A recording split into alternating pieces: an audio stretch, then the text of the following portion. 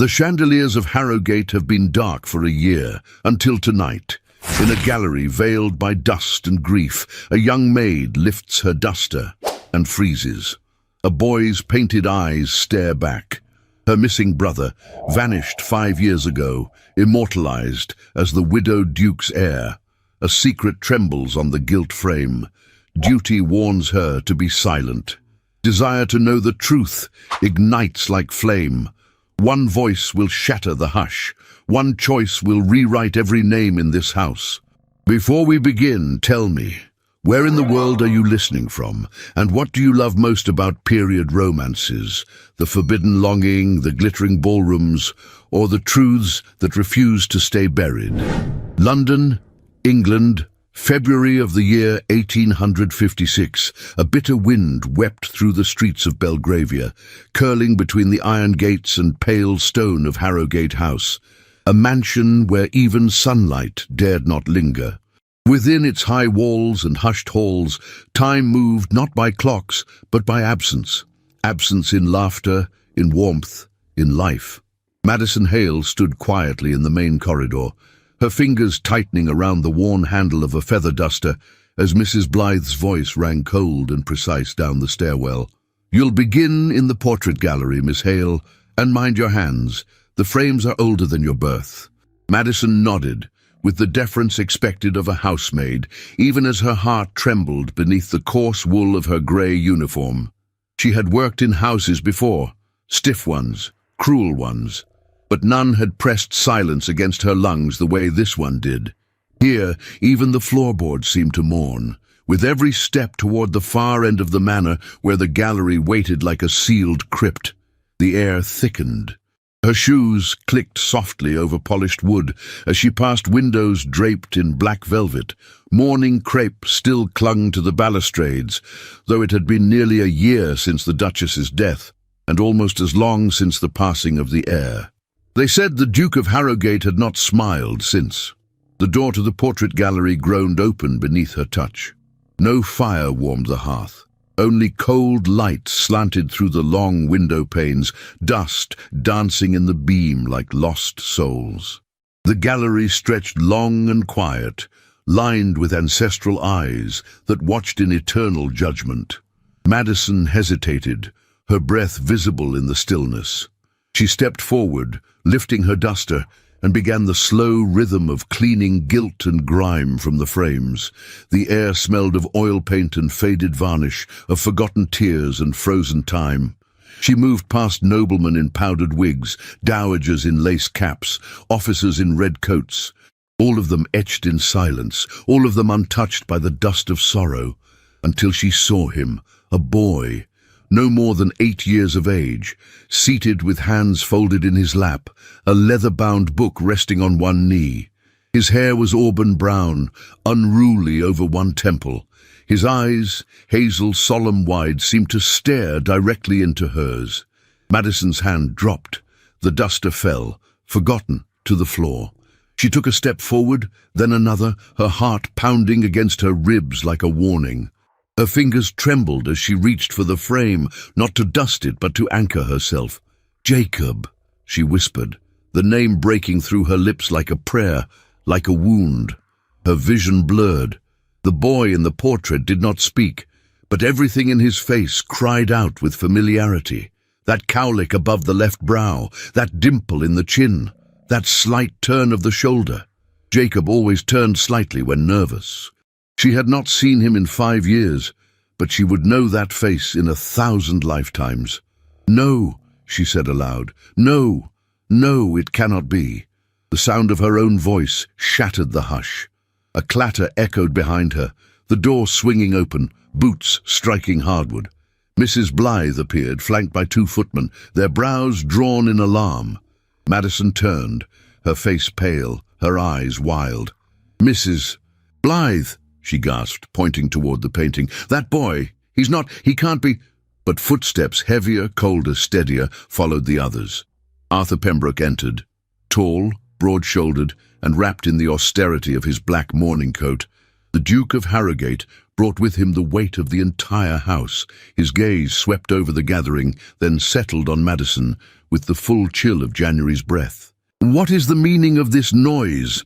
His voice was low, controlled, honed like a blade dulled by sorrow. Madison turned fully to him, her voice breaking. "Your Grace, that boy," she pointed again, nearly choking, "that portrait. He's my little brother. His name is Jacob Hale. He was taken from me 5 years ago, and I swear to you I would know him anywhere." The Duke's expression did not change. Not at first. Then, slowly, he turned his head to the portrait. For a moment, brief as the beat of a falcon's wing, something flickered in his eyes. Recognition, doubt, memory. It vanished as quickly as it came. "That is the late Viscount Ainsley," he said coolly. "My son, Edward." Madison's breath hitched. "No, Your Grace, I don't know what you've been told, but that child is not Edward. That is Jacob. He had a scar on his right wrist, shaped like a crescent, from a fall near the baker's yard. And he had a way of tugging his lower lip when nervous. Please, I beg you, look again. You presume too much," he said, his tone sharp enough to silence the room. "You insult my grief. My son died of fever, and you—" He turned fully to her now, his voice lowering but thickening with quiet menace. "You speak of scars and childhood mannerisms as if I would not recognize my own child." "I'm not accusing you," Madison said, though her voice cracked under the weight of what she was daring. "I'm begging you. Please, Your Grace, just let me see the records, the nursery ledgers, anything.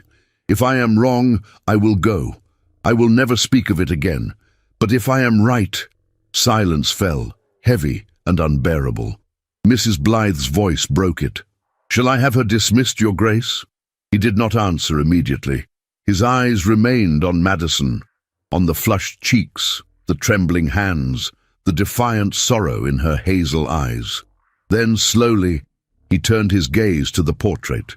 His jaw clenched. "No," he said at last. "She may stay, for now." He turned and walked out. Mrs. Blythe stared at Madison as if she were a smudge on polished silver. The footmen followed the Duke, the door closed behind them, and Madison stood alone again in the gallery. She turned back to the portrait, tears slipping freely now. "I will find you," she whispered to the painted boy, "even if it costs me everything." Behind her, the dust swirled in the cold beam of light, as if the house itself had begun to stir. The morning after the outburst in the portrait gallery dawned grey and brittle, as if London itself had paused to withhold its breath. A light rain tapped at the tall windows of Harrogate House, washing the stone with a sorrowful sheen. Within the labyrinth of servant corridors and shuttered halls, no one dared speak of what had happened. But they all knew. In houses such as this, rumour moved faster than fire. Madison Hale sat alone in the servants' hall, her untouched breakfast growing cold on the chipped ceramic plate before her. The silence around her was not unfamiliar. She had eaten in silence most of her life. But this silence was different. This one was weighted with accusation. The other maids cast her sidelong glances, whispers following each clatter of a teacup or spoon. A footman passing behind her paused just long enough to mutter, "Foolish girl," before disappearing into the corridor. Mrs. Blythe had said nothing since the incident. Her silence was sharper than scorn. Madison's hands, folded tightly in her lap, trembled with barely contained urgency. Every beat of her heart echoed the same thought. I must speak to him. I must make him see. Not for her sake, but for Jacob's. By the time the grandfather clock in the corridor struck 10, she stood, straightened her apron, and walked with quiet determination toward the housekeeper's office. Her knock was firm but respectful. "Mrs." Blythe looked up from her ledger, her pale eyes unreadable. "I need to speak with the Duke," Madison said softly. "Please. I will not raise my voice again.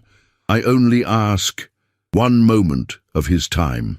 The older woman studied her for a long, breathless moment. "You are fortunate His Grace has not already had you removed for your behavior yesterday," she said at last. "He does not tolerate disorder, nor does this house." "I understand," Madison replied. "But what I said, I meant every word." "Mrs." Blythe closed her ledger with slow precision. "I'll inform His Grace that you've requested an audience," she said. "You will wait in the west antechamber. Do not speak unless spoken to. And for your own sake, Miss Hale, pray he is in a merciful mood." Half an hour later, Madison found herself in the shadowed chamber outside the Duke's private study. She stood alone, the air heavy with the scent of leather-bound books and old smoke. Rain traced quiet fingers down the tall windows, and somewhere down the corridor, a clock struck the half-hour with reluctant chimes. Then the door opened. A footman motioned silently, and Madison stepped into the study. The room was grand but dark, the only illumination coming from a small fire in the hearth and a solitary lamp on the Duke's desk. Shelves climbed the walls, filled with law books and volumes on estate management. The curtains were drawn, the furniture carved and sombre. Arthur Pembroke stood at the window, hands clasped behind his back, his black coat a silhouette against the grey light. He did not turn when she entered. "You have 5 minutes," he said without preamble. Madison swallowed hard and stepped forward. "Your Grace, I know what I said in the gallery must have seemed mad, disrespectful even, but I need you to understand I wasn't lying. That boy in the portrait, he's not your son. He's my brother." The Duke turned slowly. In the dim light, his face was a mask carved in grief and stone. His eyes, cold and impossibly clear, rested on her like the gaze of a magistrate awaiting guilt. "My son," he said quietly, "died of scarlet fever. I held his body in my arms. I buried him with my own hands. And you, a maid newly entered into my household, presume to tell me otherwise." "I'm not questioning your grief, Your Grace," Madison said gently. "I believe that you lost someone you loved. I believe you mourn him still. But I also believe that the child in that painting is not the one you buried." The Duke's jaw tightened, but he said nothing. Madison pressed forward, heart pounding. "My brother Jacob was taken from a workhouse queue. I searched for him for years. I've walked through every street, every charity house, every parish hall, and then yesterday I walked into your gallery and saw the face I thought I'd never see again. His eyes, his mouth, even the scar above his wrist. It's him. I swear it." He turned back to the window, silent. "I'm not asking you to believe me outright," she continued. "I know how this must sound. I'm just asking for a chance. Let me look at the nursery ledgers, the household accounts, the names of nurses who served at that time. If I find nothing, I'll leave quietly. But if I find something—" He spoke at last, voice low and measured. "You think this house is a place where chaos may take root, Miss Hale? Where servants march into their master's study and demand access to private records?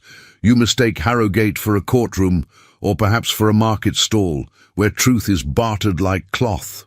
Madison said nothing. He turned slowly and regarded her again. His expression was unreadable, but beneath the surface, something moved. Not belief, not yet, but not indifference either.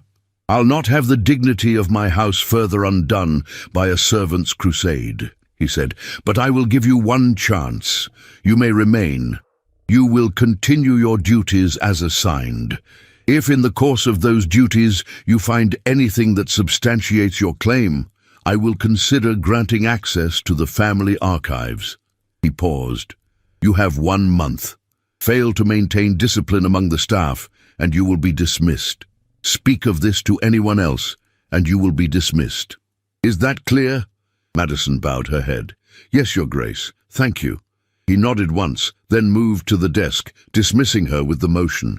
But as she turned to leave, he spoke again, so softly that she almost missed it. "What did you say the child's name was?" She stopped, breath caught in her throat. "Jacob," she whispered. The fire crackled. The Duke said nothing more. Madison stepped out of the study and closed the door behind her. Outside, the rain had stopped. The air smelled of damp earth and possibility. Mrs. Blythe was waiting at the end of the corridor, arms folded. "Well?" she asked. Madison lifted her chin, voice calm despite the storm within her. "I remain under His Grace's employment." The housekeeper's brow arched, but she said nothing more. She turned and walked away, the keys at her waist chiming softly. Madison stood in the hall a moment longer, her heart steadying. She had 1 month. 1 month to untangle the web of secrets within Harrogate House. And somewhere within these walls, beneath velvet and stone and silence, was the truth. She would find it, even if it meant unraveling everything. The upper floors of Harrogate House stood like a mausoleum sealed in velvet and silence. Long corridors, whispered with the weight of footsteps never taken. Dust clung to corners, untouched by sunlight. Though the house was grand, its ceilings high, its moulding gilded, its furniture carved from the finest mahogany, it carried the unmistakable scent of a grief too long preserved. Not a fresh grief, raw and unruly, but one aged into something ritualistic and cold. Madison Hale ascended the main staircase with her cleaning pail in hand and a linen cloth folded neatly over her arm. Her shoes made little sound over the carpet runner, but each step echoed within her like a question still unanswered. The upper floor housed the private chambers of the family. Though she had been given permission to work throughout the house, Mrs. Blythe's instructions had been clear. Touch nothing without care, speak to no one unless addressed, and remain invisible unless summoned. Madison had lived her life unseen, but today something in her was shifting. At the end of the corridor, a heavy door stood ajar, the girls' schoolroom. She stepped inside quietly, unsure if it was empty. The room smelled of lavender sachets and old books. A long window looked out over the barren winter garden below. A writing desk sat untouched, its inkwell sealed and clean. A chalkboard bore the faint outline of letters written long ago, a lesson abandoned mid-thought. And in the corner, half concealed by a worn tapestry, a child sat curled beneath a window seat, hugging her knees. It was Charlotte, the younger of the Duke's daughters. Her hair, a tumble of golden-brown curls, spilled over her shoulders. She wore a black silk dress with velvet cuffs, far too formal for the playfulness that should have marked her age. She looked up at Madison without fear, but without curiosity either. "You're the maid who shouted," she said simply. Madison dipped her head. "Yes, miss, I am." Charlotte rested her chin on her knees, eyes thoughtful. "You're not like the others. They pretend not to see us." "That's because they've been told to look away," Madison replied softly, approaching with caution. "But I was taught that children are not shadows." Charlotte blinked, and for the first time something resembling wonder softened her features. "What were you shouting about?" Madison hesitated, then sat on the edge of the window seat, keeping a respectful distance. "Someone I loved went missing once," she said, "and yesterday I saw a painting that looked very much like him."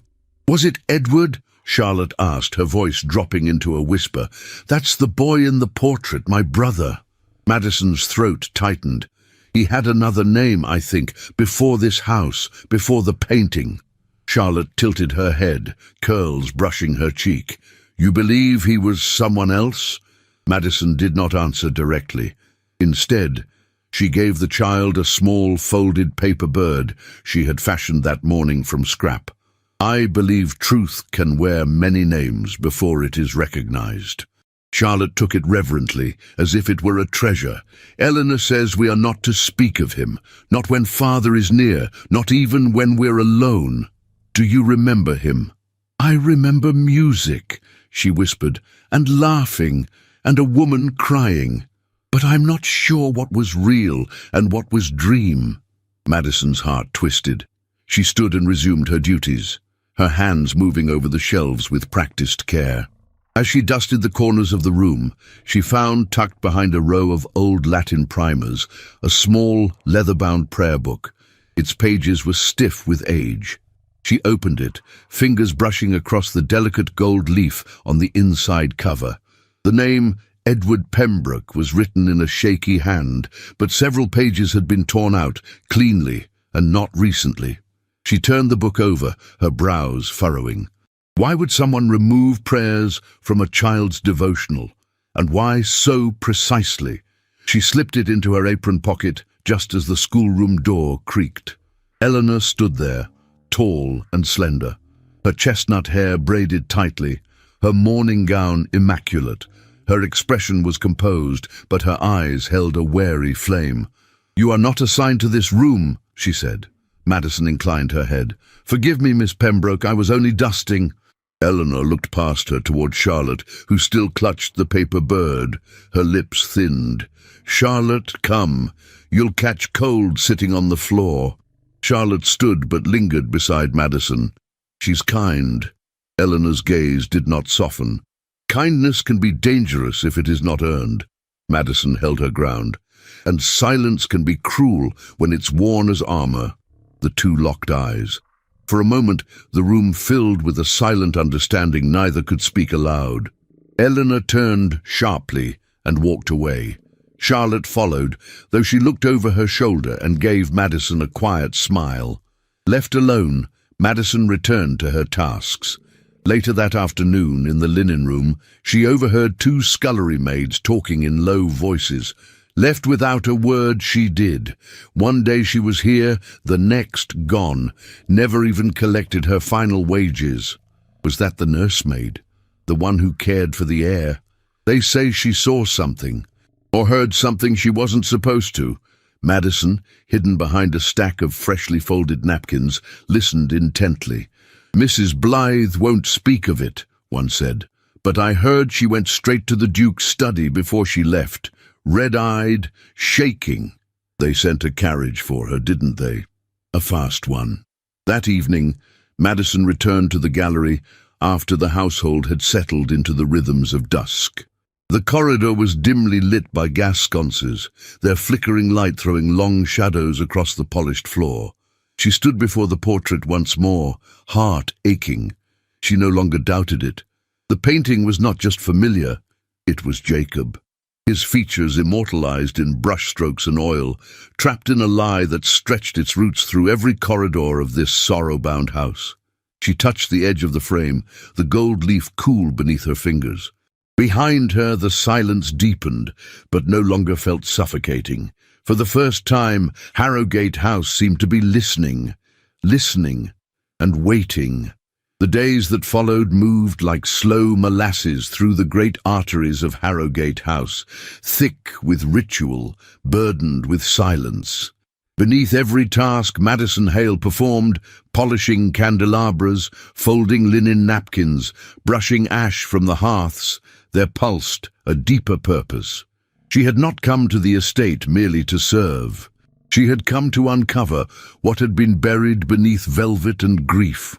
On a grey morning veiled in mist, she stood alone in the linen archives behind the east wing, where heavy oaken shelves reached from floor to ceiling, and the scent of starch and lavender oil filled the narrow aisles.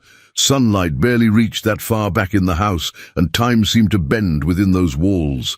She had been sent to inventory napkins, but her fingers moved deliberately toward the bottom shelf where the oldest, rarely used ledgers were kept. Hidden beneath a pile of yellowing sheets and table runners, she found a worn, leather-bound volume, the household account book for the year of the supposed heir's birth. She laid it on the long sorting table, glancing toward the door. Alone. Carefully, she turned the brittle pages, her eyes darting through lists of expenses, coal deliveries, starch, candle wax, linens ordered from Mayfair, horse feed. And then, donation, parish of St. Alwyn's, baptismal fee, 2 guineas. Madison frowned. St. Alwyn's? She had lived her entire life in the poorer quarters of London and had never heard of such a parish. Nor had it appeared in any of the city's charitable listings she had read during her years of searching. Her fingers stilled. The ink was faded, but the hand was careful and ornate, too deliberate, too clean. She made note of the entry and returned the book to its place before anyone could question her presence.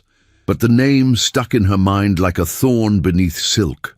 That evening, she returned to the portrait gallery to dust.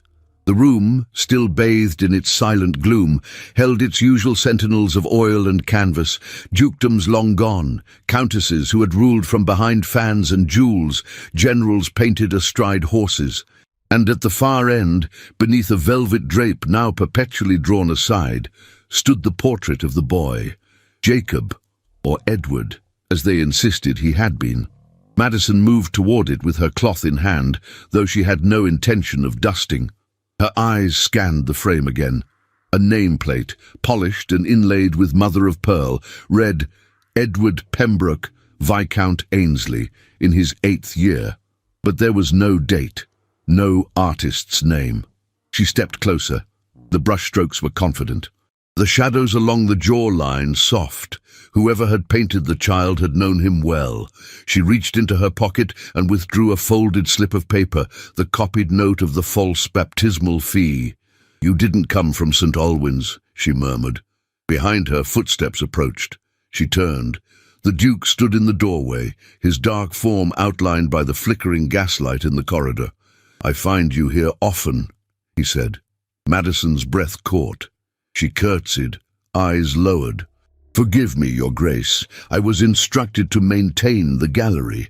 "I did not ask for forgiveness," he replied, stepping inside. She straightened slowly, daring to meet his gaze. His eyes were unreadable, but in the hush between them, something shifted. "I watched you this morning," he said, "in the linen room. You sift through ledgers as if you were born to numbers." "I read well," she said simply. "Most maids cannot read at all. My mother taught me letters when I was little, and my brother, he loved to be read to." A beat passed, the silence thickened. "You still believe he is the boy in that portrait?" he said at last. "I do. And yet you still work, still sweep ash and polish brass." "I made a promise," she said quietly. "Long before I stepped into this house, I will not break it even if my hands are raw with labor." He looked at her for a long moment, then moved to stand beside the portrait. "I watched him die," he said. "I heard his breathing grow ragged. I felt the stillness when it stopped." Madison swallowed the lump rising in her throat. "I don't doubt your grief, Your Grace, but I wonder, is it possible that someone wanted you to believe that?" He said nothing. She took a step forward, close enough now to feel the tension in the air between them, as if the very molecules strained to close the gap. Yet neither moved. "I found something," she said. "An entry in the accounts. A baptism fee for a parish that doesn't exist." Still silence. "I've searched for him for 5 years," she continued, her voice low but unwavering. "Every alley, every parish, every orphanage. I have knocked on doors with nothing but hope to feed me. And now, here, he is staring back at me from your wall." His jaw tightened. "If what you believe is true, then everything I've lived with for years is a lie." Madison's eyes did not leave his. "And if it is a lie, Your Grace, wouldn't you rather know it?" For a moment, she thought he might turn and walk away. But instead, he reached into the inner pocket of his coat and drew out something small, round, silver. He held it out to her, palm open. A baby's rattle, ornate, polished, engraved. She took it, breath held. The initials were not EP, as she expected. They were JH. Her knees nearly buckled. He spoke before she could ask. "I found it hidden behind the drawer in my late wife's dressing table. I do not know how it came to be there, but I have not spoken of it. Not to anyone." Madison clutched the rattle to her chest, as if it were a sacred relic. "You kept it," she whispered. "I could not let it go," he said. Their eyes met, his hollowed by loss, hers shining with the fire of relentless hope. They stood in the heart of the house, surrounded by ghosts and paint and shadows, and something began to stir beneath the surface. Not yet trust, not yet belief, but the first soft breath of possibility. It was on a Tuesday morning, brittle with cold and washed in grey light, that the door to the late Duchess's private suite creaked open for the first time in nearly a year. The heavy key, delivered by Mrs. Blythe without ceremony, had rested on Madison Hale's palm like a sentence and a promise. She had waited days for it. The Duke had spoken few words when granting her permission, only that she was to treat the rooms with respect and to remember that not everything lost was meant to be found. And yet, even as he uttered those cautionary words, there had been something else behind them, a quiet loosening, a surrender of resistance he could no longer justify. Now, Madison stepped over the threshold with slow reverence, her shoes barely making sound against the thick Aubusson carpet. The Duchess's chambers had not been stripped or repurposed. Everything remained as it was, immaculate, frozen, sacred. The scent of rosewater clung faintly to the air, a ghost of a fragrance that once marked presence. Velvet curtains filtered the morning into a gentle haze. The dressing table bore an untouched silver brush and comb. A dressing gown of midnight silk, embroidered with chrysanthemums, still hung on the back of the chair. No woman had touched it since the Duchess last breathed. Madison's chest ached with the palpable weight of unspoken grief. She moved slowly, her gloved fingers brushing the edge of the writing desk. Locked, but beneath it, within the lower compartment, she found a small, leather-bound journal. Not labelled, not marked, tucked behind volumes of poetry and an unused box of stationery. The edges were worn, the corners softened. This was no ornament. This was a vessel. She sat on the cushioned window seat, the light falling softly over her shoulder, and began to read. The first pages were full of ordinary observations, a description of the rain, a reference to a ball, a musing on the colour of lilies. But further in, the tone began to shift, the sentences shortened, the ink grew uneven. And then, "He is mine now, no one must ever know." Madison's breath stopped. I looked into his eyes and felt God's forgiveness. The silence in the nursery is broken at last. Arthur does not ask. He does not question. He is afraid to. So am I. But what mother would not do the same? Her hands shook as she turned the next page. The midwife was kind, efficient. She said the mother never returned for him, that he was healthy, strong, a gift. I told her the child would want for nothing, and he has not. He sleeps in silk now. He is my son. He must be. Madison's vision blurred. There was more. Names were not given, but there were references to a charity home in Clerkenwell, and the woman with the scar on her temple. And finally, I will commission the portrait soon. Once it hangs, it will be real. He will be real. A sob caught in her throat. She clutched the journal to her chest and sat motionless for several long minutes. Outside the window, the winter garden stood bare, skeletal trees rattling in the wind. Below them, the house continued its rituals, bells ringing faintly, footsteps on stone, life moving forward in ignorance.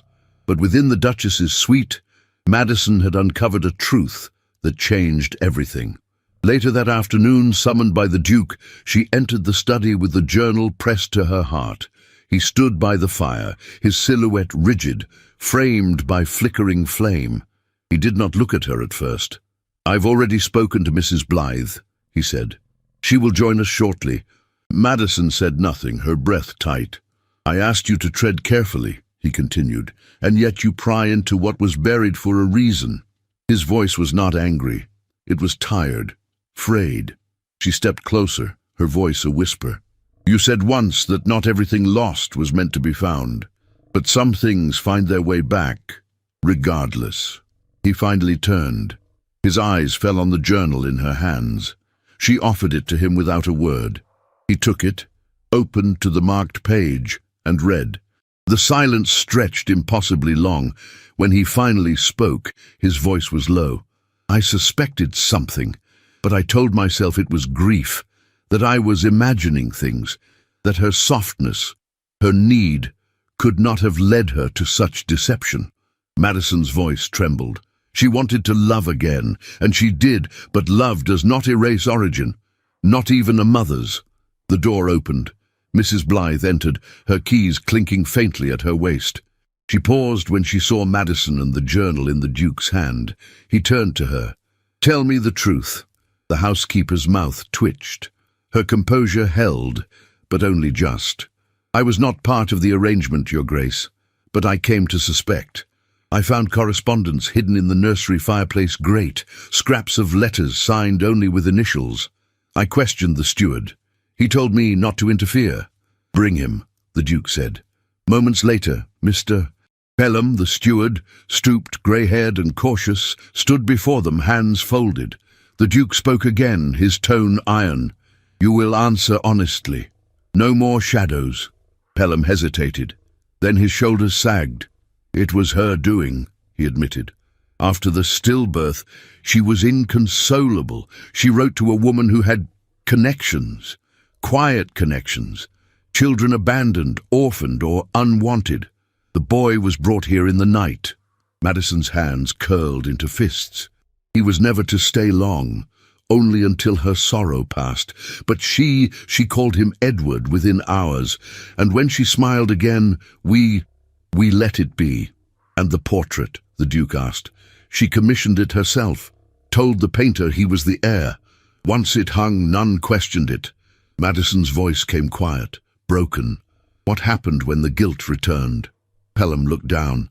"She fell ill, not physically, spiritually. She stopped eating, stopped speaking. She told me she feared he would be taken from her, that God would punish her." He paused. "I arranged for the child to be sent away, quietly, without scandal. I told her he had died. It was the only way she would let him go."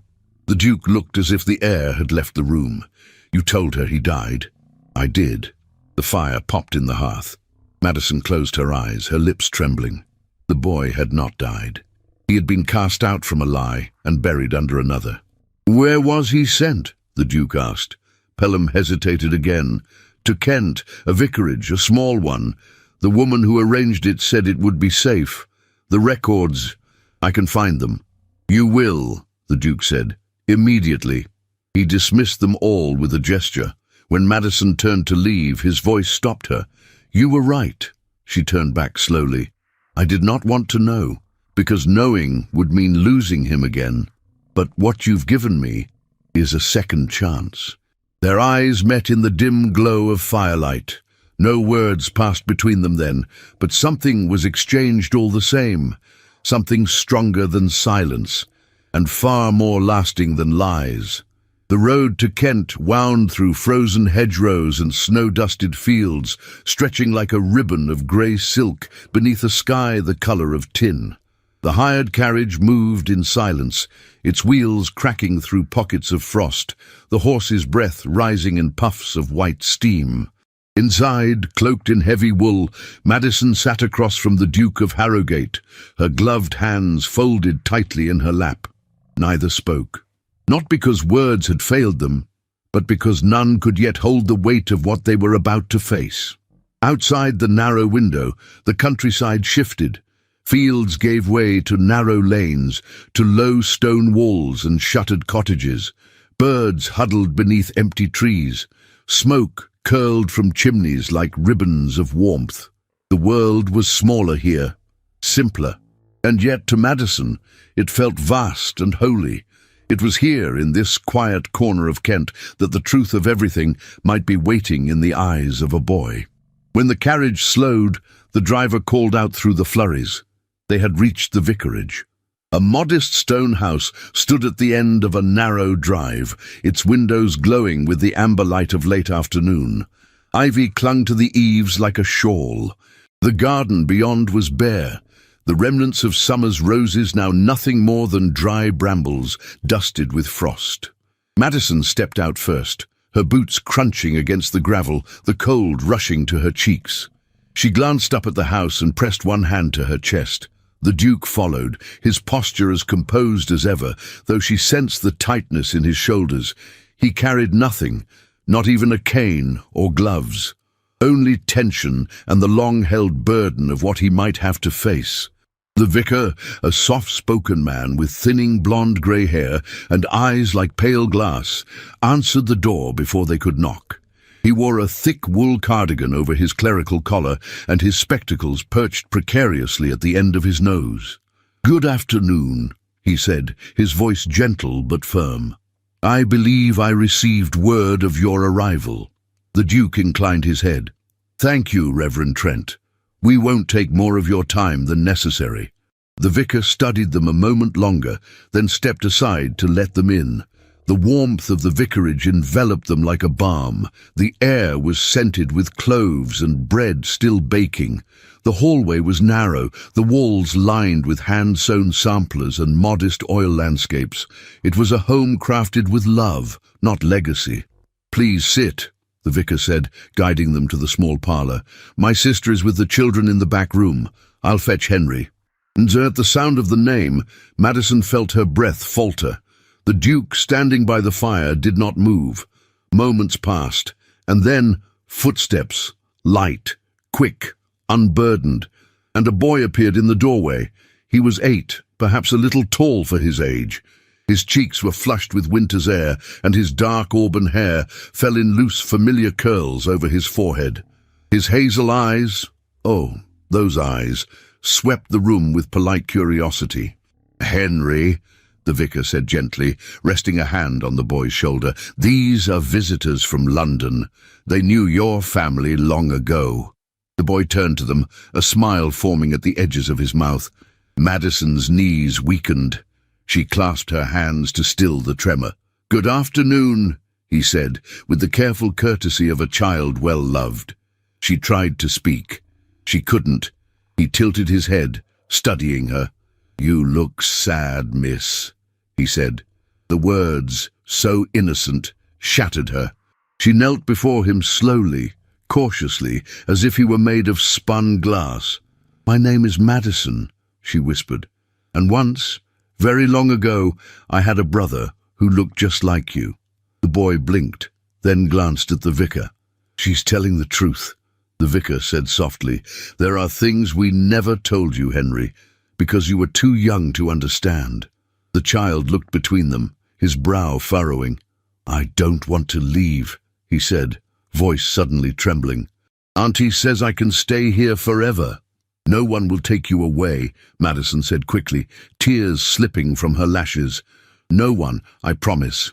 The Duke remained silent, but his gaze had not left the boy's face. Something warred within him, shock, sorrow, recognition. He stepped forward. "Do you remember this?"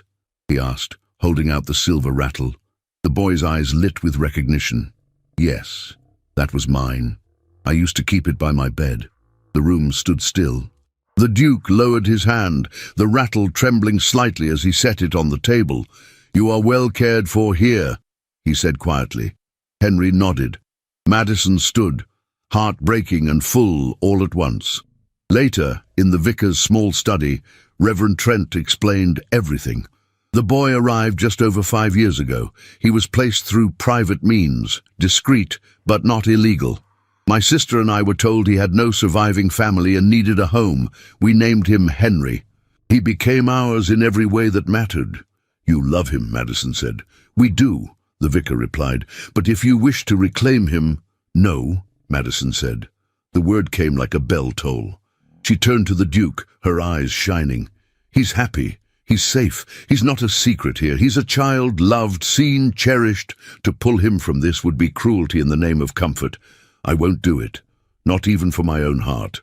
The Duke looked at her as if seeing her for the first time, as if she had changed form before his very eyes, from a maid into something rare and resplendent. "You would give him up," he said, his voice low.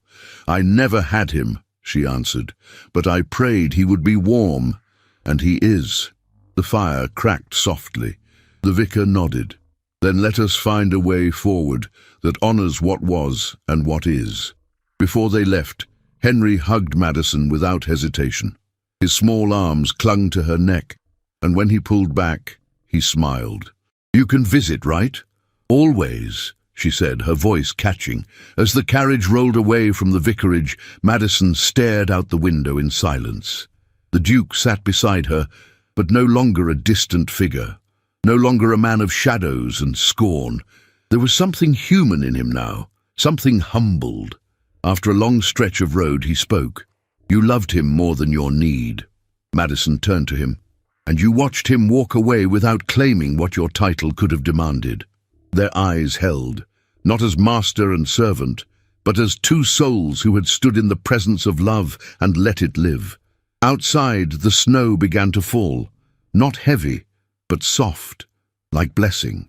The carriage wheels had barely settled upon the gravel drive of Harrogate House when the first whispers began to stir, silent at first, like a wind beneath the floorboards, barely noticed by those too caught in their routines.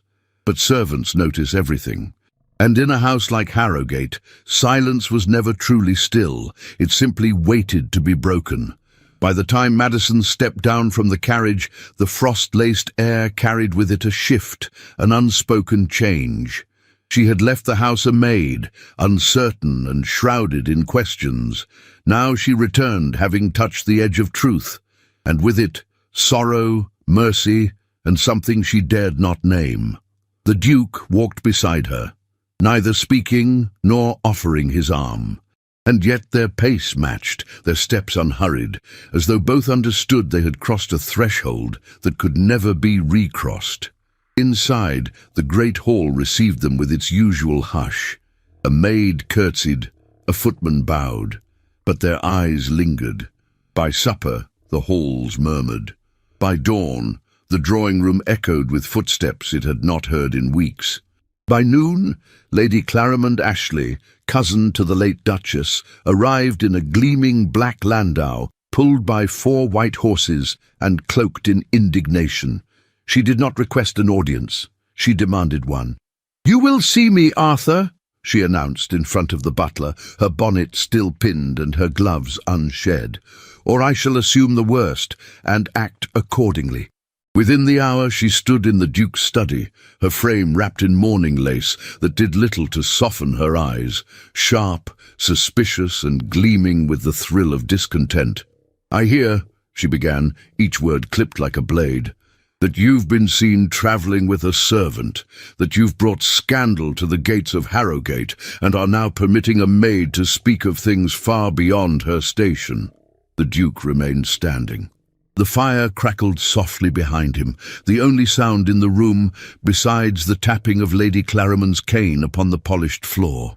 "I have travelled with Miss Hale, yes," he said. "She is a housemaid." "She is more than that." Clarimond's lips curled. "You forget yourself, and your station." "I remember my conscience," he replied. Clarimond approached, eyes narrowing. "There are those who would see this household fall. You know how eager the lords are to feast on a wounded name. What you allow within these walls will echo across the halls of Parliament." "Then let it echo," he said. "I will not live in shadows any more."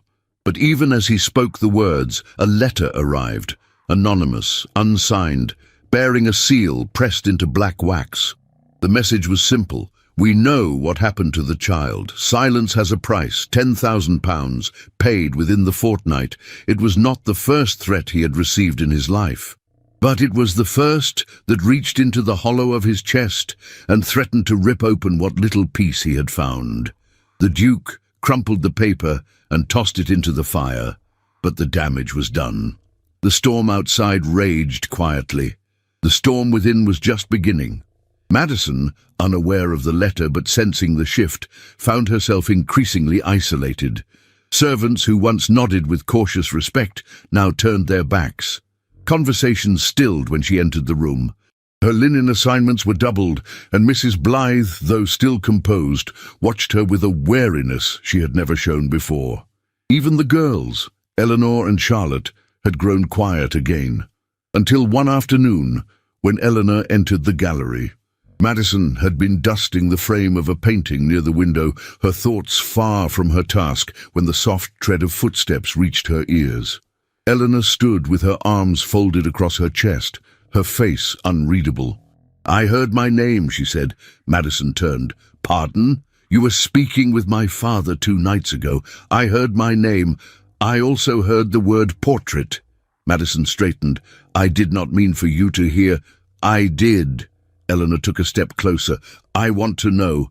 I deserve to know." Madison hesitated. She had no instruction, no permission to speak. But something in Eleanor's eyes, so much like her father's, but clearer, more open, compelled her. "The boy in that portrait," Madison said carefully, "may not have been who your family believed he was. And your father, he is trying to make things right." Eleanor's breath caught. "Did you know him?" she asked. "The boy?" Madison's voice softened. "He was my brother." Eleanor turned to the portrait. The silence stretched between them like a thread. "Charlotte remembers him. I barely do, but she dreams of him sometimes. I think, deep down, I always knew something wasn't right." She turned back to Madison. "Is he alive?" "Yes," Madison whispered. "Safe. Loved." Eleanor nodded once, and then with a composure far beyond her years, she said, "Then I'm glad." Later that evening, the Duke summoned the household to the main hall. Servants gathered in stiff lines. The girls stood at the base of the stairs. Lady Clarimond, ever the hawk, lingered near the mantelpiece with a satisfied smirk, as if preparing to witness Madison's dismissal. The Duke stood tall before them all. "I have kept this house in mourning for a long time," he began, "out of respect, out of sorrow. But in doing so, I have also allowed silence to reign, and silence is not always noble. Sometimes it is cowardice." Murmurs swept the room. Lady Clarimond narrowed her eyes. The Duke continued, "There are truths that have come to light, truths about the boy we once called Edward. I will not speak them all aloud, but I will say this. Miss Hale has sought justice, not scandal. She has shown more honor than many born into privilege, and in this house, from this day forward, she will not be treated as less than that." Clarimond stepped forward. "You cannot be serious." "I am." His voice rang like thunder. "And should you speak of it beyond these walls, know that I will meet you in court with the full weight of my title." The room fell silent. Madison stood near the back, her breath caught in her throat, her hands clenched at her sides. After the crowd dispersed, the Duke found her in the gallery. She stood before the portrait once again, the light of the setting sun painting her features in gold and shadow. "You defended me," she said without turning. "I told the truth," he replied. She turned then, slowly, and what passed between them in that moment could not be spoken. He stepped closer, his hand reaching, then pausing, hovering just above hers. She looked up at him, her lips parted, her breath shallow. His fingers brushed hers, barely, and then, with all the weight of restrained feeling, he bent his head and pressed a kiss to her knuckles. A kiss not of possession, but reverence. She trembled and pulled her hand back. "I don't know what this is," she whispered. "Neither do I," he said, "but I know it is real." She shook her head, backing away, her heart thundering against her ribs. "I'm afraid of hope," she confessed.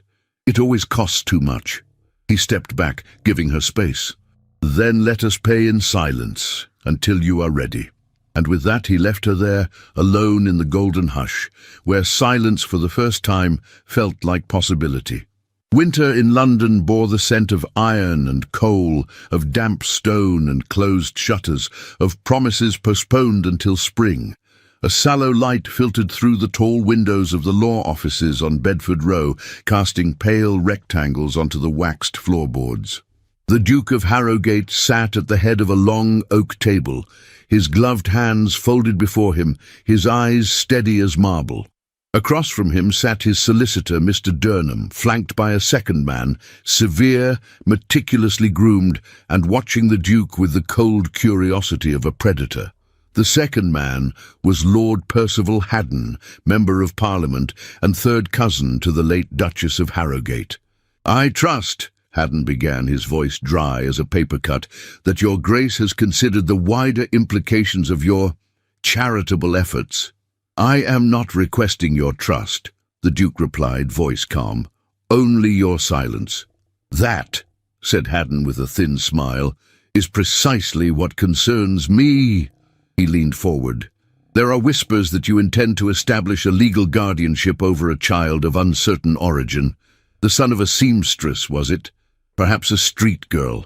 The rumors shift with the wind. Regardless, the implications are clear. If you acknowledge him in any form, you risk the legitimacy of your line, and worse, you risk the guardianship of your daughters. A chill settled over the room. Durham cleared his throat, attempting diplomacy. There is nothing in the law that prohibits a nobleman from assigning his wealth or protection to a child in another household, provided there is no intent to alter inheritance rights. But that's not what people will believe, Haddon cut in. And beliefs, gentlemen, move the world faster than facts. The House is restless. The peerage eyes your silence with suspicion. If you cause unrest, I assure you it will not be contained. The Duke did not flinch. Are you threatening to challenge my custody of Eleanor and Charlotte? I'm reminding you of the fragility of reputation, Haddon said. A silence fell between them, the kind that weighed more than sound. Later that evening, as dusk bled into the alleys and fog crept along the Thames, the Duke stood at the edge of a modest cemetery in Kensington. A single stone marked the grave of the woman he had once called his wife. It was unadorned, as she had requested. No marble angels, no poetic inscriptions. Only her name and the date of her death etched cleanly into the stone. He stared at it for a long time, the damp earth at his feet soft from recent rain. I mourned you longer than I loved you, he said quietly. Not because I didn't try to love you, I did, but you built a house of silence, and I lived in it as if it were truth. The wind stirred the trees, bare branches rattling like brittle bones overhead. You brought a child into this house, a boy who wasn't yours. You lied to me, but perhaps I lied too, by letting myself believe, by calling grief devotion, by calling comfort love. His voice wavered, and for the first time in many years his eyes stung. I buried a lie, and I mourned it as if it were my son. He closed his eyes and inhaled the scent of cold grass and stone. His name is Jacob, he said at last. And he lives. He laughs. He belongs to someone better than me. The wind hushed, as if the world had stopped to listen. That night, he returned to Harrogate. He did not knock at Madison's door. Instead, he waited until she passed through the south corridor, her arms full of folded linen, her brow furrowed with the weight of the day. When she saw him, she stopped, startled. Your Grace, she said softly. Arthur, he corrected, stepping closer. Please. She searched his face. It was different tonight. Not weary, not wounded, but resolute. He took the linen from her arms and set it gently on the table nearby. Then he looked at her, truly looked, as if he had finally allowed himself to see her not as a servant, not as a thread in the unraveling fabric of his past, but as the one person who had stood, unflinching, at the mouth of a storm and chosen truth. I went to Kensington, he said. She nodded slowly, understanding. I told her everything, he continued, and I told myself more. I have lived a life shaped by silence, by duty, by fear of scandal. And for what? To be alone in a house filled with ghosts. He stepped closer. I want to give him a future, he said, not by taking him away from the only family he's ever known, but by standing behind him, quietly, legally, with no title, no claim, only support. She blinked, her eyes shining. You would do that. I would do more. But that is the beginning. Madison took a trembling breath. There are men who move heaven and earth for glory, and men who do it for land. But you, I do it for a boy who was almost lost to both, he said. She stepped back, overwhelmed. I don't know how to live in a world where men like you exist. He smiled faintly. Then let me show you. She shook her head, but her tears betrayed her. You will be ruined. They're already watching. I've lived in the service of their approval, he replied. I can live without it now. She stared at him, heart torn between the dream and the danger. If you do this, she whispered, there's no going back. He reached for her hand. I know. And with that, the choice was made. Not in Parliament, not in court, but in the quiet space between two people who had lost everything and found in each other the courage to choose something greater than survival. Something almost like peace, almost like love. In the weeks that followed, the paperwork was drawn with care and subtlety. The vicar in Kent received it with gratitude. The guardianship was named, the trust secured, the scandal never formally spoken, yet never again denied. The child remained Henry to the world, but Jacob in the silent, sacred space shared only by those who knew. And in that act of quiet defiance, the Duke reclaimed not only a boy, he reclaimed his soul. The chandeliers of Harrogate House had not been lit in nearly 4 years. Once they had glimmered over lavish banquets, diplomatic gatherings, cotillions of whispered promises and carefully arranged unions. But since the Duchess's passing, the ballroom had remained in mourning, its mirrors veiled, its floors silenced, its walls haunted by absence. Until tonight. Servants moved with reverent urgency. Gleaming trays of champagne and crystal were arranged on polished sideboards. The marble floor had been swept until it shone like moonlight on a lake. Fresh arrangements of white lilac and English ivy crowned every alcove, and golden candlelight danced along the edges of silver sconces, bringing the room to life. London society had arrived in full force. Ladies in satin and velvet, draped in diamonds and expectation, moved like orchestrated tides. Gentlemen in black coats and white gloves murmured behind tall glasses. A string quartet played near the West Arch, their notes rippling like silk through the perfumed air. It was the first reception hosted by the Duke of Harrogate since his wife's death, and its sudden announcement had stirred the ton into a frenzy of speculation. Some whispered of remarriage. Others assumed it was a political move, a distraction from rumors of scandal and orphanage trusts. But no one expected what was to come. Madison stood near the top of the grand staircase, half shielded by a marble column, her breath shallow beneath the weight of her new gown. It was not silk. She had declined it. Instead, she wore a rich dove-grey velvet, modest in design, with ivory buttons trailing from her collarbone to her waist. Her hair had been gathered into a soft chignon, and around her throat lay a single strand of pearls, gifted by the Duke's youngest daughter that very morning. Below, the sea of voices hummed louder, and then the orchestra stopped. Every eye turned as Arthur Pembroke entered. The Duke moved with unflinching poise, dressed in a dark, formal coat embroidered with the Harrogate crest. His silver cravat was fastened with a pin once belonging to his father. In his bearing, there was no hesitation, no tremor, only purpose. At the base of the stairs, he lifted his gaze. Madison met it. A long moment passed, and then he offered her his hand. The hush that fell over the room was thunderous. She descended slowly, the hush rippling wider with every step. Gasps trembled like struck glasses. Lady Mercer clutched her fan so tightly the lace cracked. Lord Haddon narrowed his eyes and muttered something about ruin beneath his breath. But others, those who had known Arthur in his youth, who remembered his silences, his grief, his loyalty, stood taller. Their expression shifted, not in mockery, but in the stunned recognition that something old had ended and something brave had begun. When Madison reached the final step, the Duke did not offer her his arm. He laced their fingers together.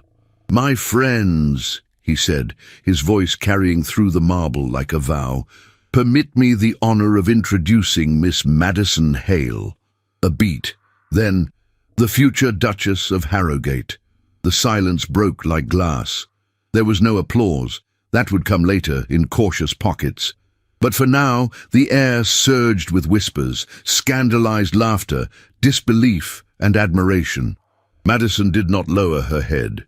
She stood beside the Duke as an equal, her hand in his, her chin high, her breath steady. She had faced storms greater than this. From the far side of the ballroom, Eleanor and Charlotte beamed. Eleanor, ever poised, offered a slight, elegant nod. Charlotte bounced once in her shoes before remembering herself. That night, The Times published a small but unmistakable announcement beneath the society pages. A new charitable trust has been established in the name of Henry Pembroke, in memory of the lost and found. The trust shall provide education, lodging, and dignity to orphaned children across London, under the patronage of the Duke of Harrogate and Miss Hale. But Madison never saw the article, for as the guests lingered into the evening, murmuring and measuring, Arthur led her not to the drawing-room, nor to the rose parlour, but to the one place where their story had begun, the portrait gallery. The fire had been lit there for the first time in months. Shadows curled beneath the gilt frames. The air smelled faintly of oil paint, old wood, and something softer. Hope, perhaps. They walked together through the long corridor, past faces of dukes and duchesses long gone. At the far end, above a linen-draped bench, hung the portrait of a boy. The child wore a white tunic. His gaze was direct, solemn, almost questioning. "He still looks like Jacob," Madison whispered. Arthur nodded. "He always will." She stepped forward. Her fingers hovered near the canvas but did not touch. "I used to dream of this gallery," she said, "before I ever saw it, before I knew it existed." He stepped beside her. "What did you dream?" She turned to him. Her eyes, no longer guarded, were luminous in the firelight. "That I would find the truth here, not just about Jacob, but about myself." He studied her in silence, and then, slowly, he knelt. Madison gasped, not from surprise, but from the clarity of it. Arthur removed a small ring box from his coat. He did not open it. He simply held it, as if it were an extension of his heart. "I have no guarantees to offer you, Madison. Only my honesty, my name, my daughters, this house. I do not ask you to become something you are not. I only ask that you continue being precisely who you are." She did not speak. Her throat had tightened with emotion so fierce it hurt. "I ask you," he continued softly, "to be the heart of this home. The one who sees what others fear to face, the one who stood in front of a portrait and changed everything." He opened the box. The ring inside was simple, a gold band, delicately engraved with a laurel vine.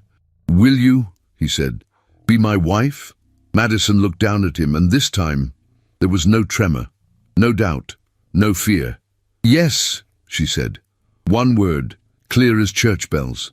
He rose, slid the ring onto her hand and gathered her into his arms.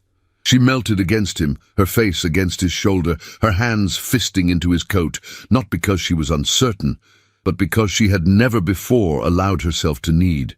Not like this. In his arms, the weight of years fell away. The ache of hunger, the chill of stone floors, the tears shed in silence, the prayers spoken to a ceiling that never answered. Gone. Here, in the flickering shadows of the gallery, she found the answer at last.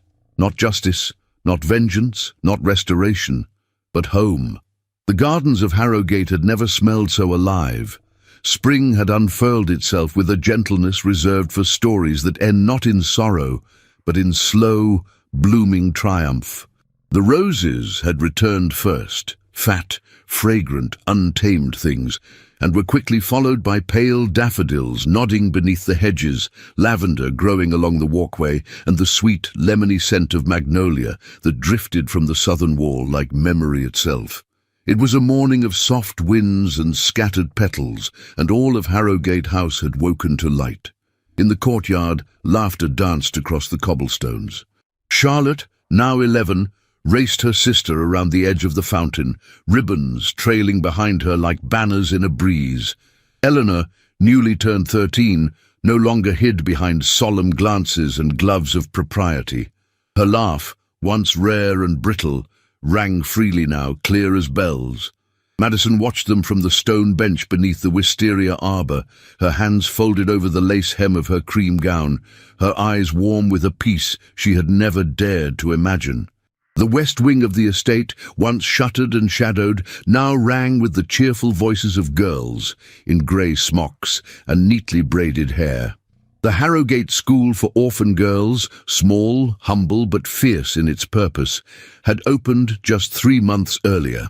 The little ones were learning letters and needlework, their fingers clumsy but determined, their eyes brimming with the same silent hope Madison had once hidden behind polished shoes and whispered prayers. She had not simply changed the household, she had rewritten its soul. "Duchess," came a voice behind her. She turned, and her smile bloomed effortlessly. Arthur stood with Henry, still Jacob in her heart, at his side. The boy held a bundle of wildflowers and clutched them in both hands as if they were a crown. "For the chapel," he said, cheeks flushed. "They're perfect," Madison whispered, crouching to kiss his forehead.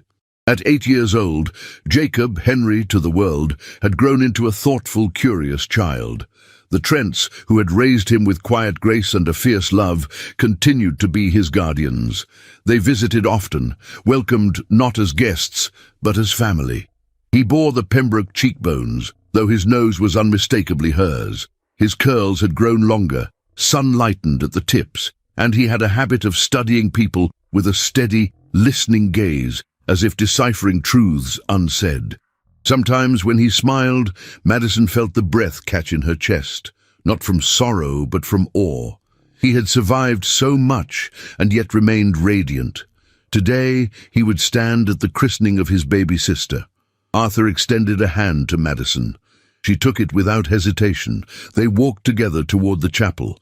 It was a modest building nestled among hedges and white-blossomed dogwoods, its stone walls softened by age and ivy. Inside, golden sunlight streamed through stained glass, painting the pews in rose and sapphire hues. The old vicar, now retired, had returned to bless this child, one he had named himself, with trembling hands. The christening gown had once belonged to Charlotte.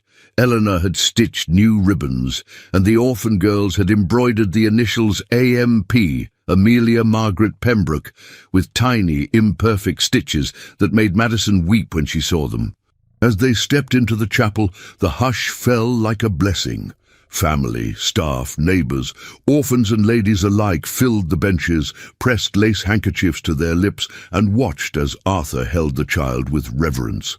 She was just 6 weeks old, with a crown of black hair and eyes the colour of faded violets.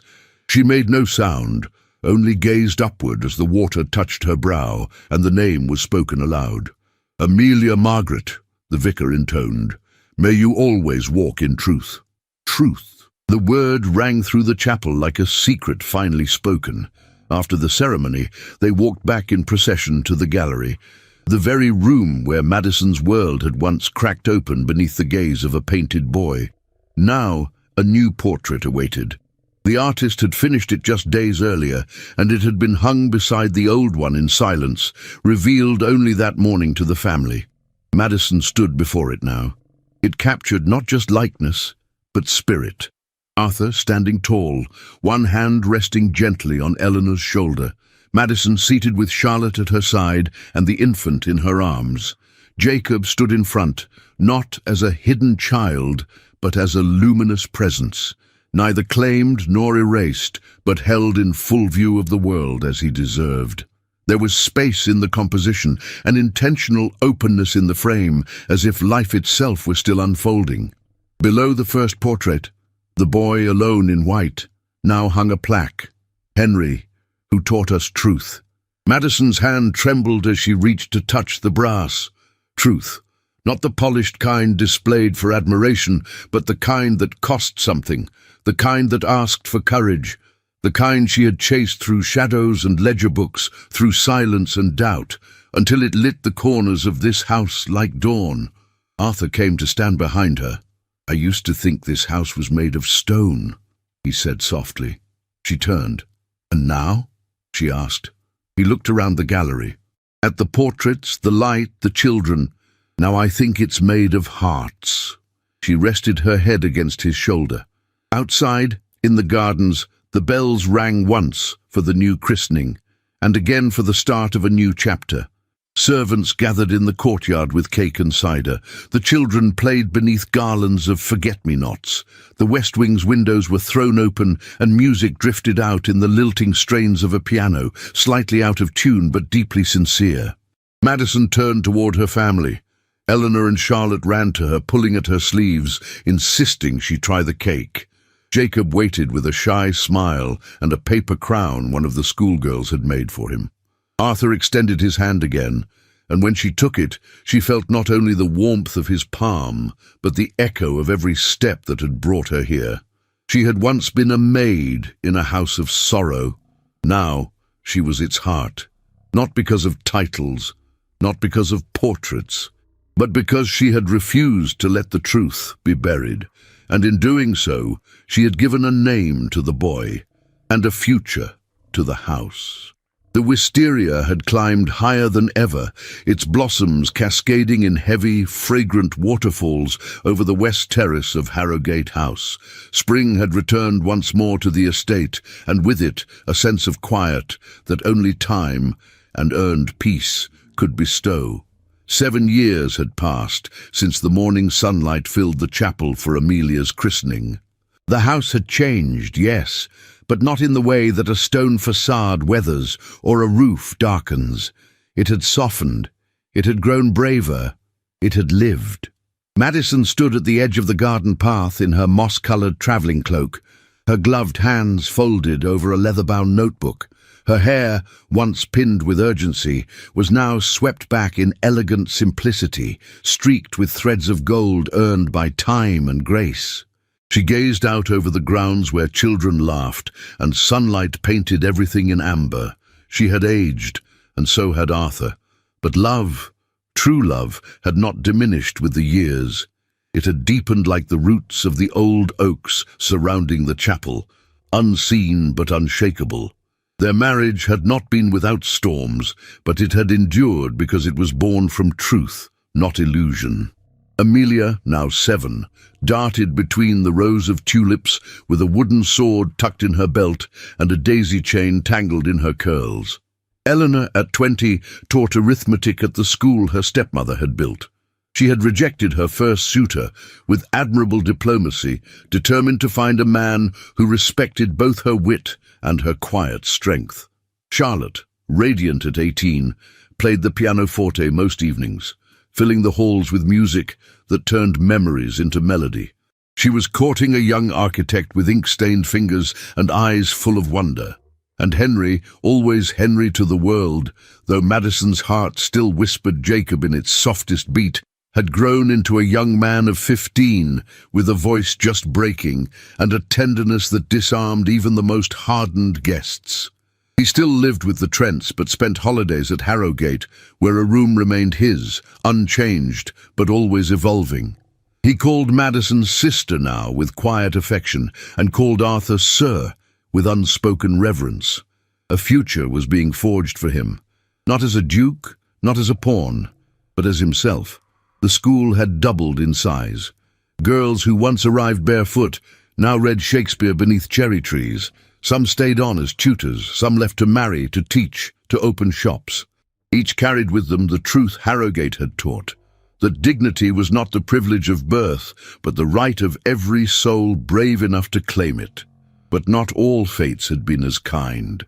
Mrs. Blythe, loyal and rigid to the end, had retired 5 years earlier. She now lived alone in Yorkshire, tending roses no one picked and rereading her old ledgers like scripture. She had refused to attend the christening of Amelia and never uttered Jacob's name again. Mr. Ashcombe, the steward who had kept the secret of the boy's origin, passed quietly in his sleep the winter after the reception. Arthur paid for a private nurse, and Madison visited often in his final weeks.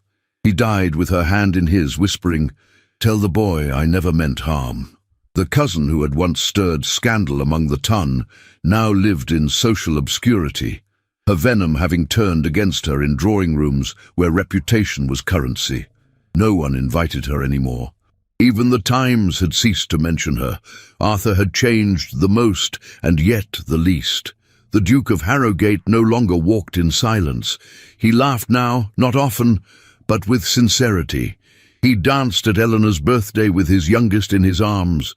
He spoke publicly at gatherings for orphan reform, established a home for abandoned infants outside of Kent, and wrote letters to Parliament demanding laws that protected the nameless children cast aside in alleys and under bridges. He remained a man of stature, but now he was also a man of story, of one story in particular, a story whispered in the back galleries by visiting governesses, a story told by schoolgirls who peered into the portrait room and pointed to the plaque beneath the boy's painting, "Henry, who taught us truth." That morning, as the bells rang out again, this time for Eleanor's engagement to the young vicar who had replaced Reverend Trent, Madison returned to the gallery one last time before the guests arrived. She stood before the two portraits, the old and the new, the boy in white, his face still as solemn as the day she had first seen him, and beside him the living painting of her family, Arthur, herself, Eleanor, Charlotte, and little Amelia holding Jacob's hand. Behind them, open space. The artist had left it blank, framed by ivy, as if saying, "Life continues," and it had.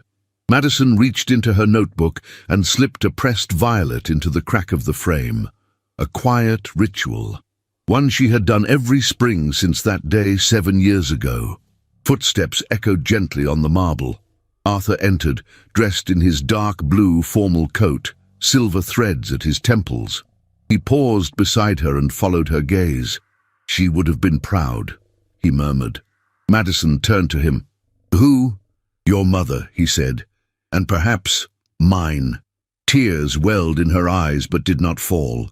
She leaned into his shoulder, and he took her hand as he always had, not with command, but with understanding. "I still remember," she whispered. "The first time I saw that painting, I thought my heart would burst." Arthur smiled, his voice quiet. "And I thought my world had shattered. But it hadn't," she said. "It was just beginning." From the garden, bells pealed again. Laughter rose with the scent of lilacs. Madison turned back once more before leaving the gallery, one hand brushing the plaque's warm metal. Love, she knew now, was not forged in grand declarations. It was built in the silences, in the years between storms, in the unwavering choice to keep holding on, even when everything seemed lost. And as long as Harrogate stood, so would that truth. In a world where truth is often silenced and love is weighed against legacy, the maid who found her brother in a duke's portrait reminds us that the most powerful transformations begin not in ballrooms or courtrooms, but in quiet acts of courage. Madison Hale taught us that persistence, even when met with scorn, can crack the walls of the most formidable manor. That tenderness can awaken a grieving heart. That family is not always blood, but the people who choose to protect your soul. And that the past, no matter how painful, can be rewritten with compassion and truth. If this story touched you, moved you, or simply made you believe in love again, we invite you to share your thoughts in the comments below. And if you made it all the way to this moment, write the word truth in the comments, so we'll know you stayed with us until the very last page of this journey. Your presence here means the world to us. If you feel called to support the team that brings these timeless tales to life, you can leave a super thanks on YouTube with whatever amount feels right for you. Every gesture, big or small, helps keep the candle of storytelling burning. And if now isn't the right time, that's more than okay. Just sharing this video with someone you care about is already a beautiful way to help this story reach more hearts. Don't forget to check out the other historical romances I've carefully chosen and left for you in the video cards. Each one is filled with longing, honor, sacrifice, and love that defies the ages. Thank you from the bottom of our hearts for believing in stories like this. May you carry its truth with you always.